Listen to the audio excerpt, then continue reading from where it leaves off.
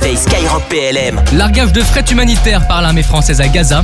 2 opérations de parachutage d'aide humanitaire ont été réalisées en 2 jours par nos forces armées. Un largage au profit des civils gazaouis, effectué en lien avec nos partenaires jordaniens, égyptiens et émiriens, précise le ministre des Armées Sébastien Lecornu.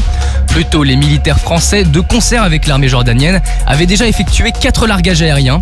4 avions C-130, dont l'un appartenant aux forces armées françaises, avaient ainsi effectué les livraisons.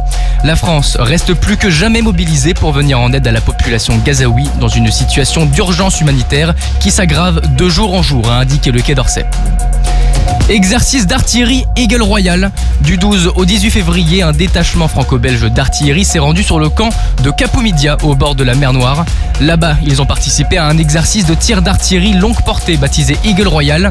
Réalisé aux côtés de nos alliés roumains, il a permis de certifier la pleine capacité opérationnelle des systèmes d'artillerie du bataillon multinational. L'exercice a mobilisé l'ensemble des moyens d'artillerie des militaires belges et français. Lance-roquettes unitaires, canons César et canons de défense sol-air de 20 mm montés sur véhicule de l'avant blindé. Durant les séquences de tir, une équipe d'artilleurs français était ainsi intégrée au sein d'un bataillon d'artillerie roumain, tandis qu'une équipe romaine était, elle, détachée auprès de la batterie française. Un échange qui démontre la pleine interopérabilité de nos troupes au sein de l'OTAN. Formation au profit des fusiliers marins gabonais. Du 19 au 23 février, 8 militaires du groupement de fusiliers marins de Kiliba ont reçu une formation de la part de l'armée française. Au camp de Gaulle, les spécialistes de la Marine nationale des éléments français au Gabon, ou EFG, ont ainsi pu les préparer au combat en milieu clos.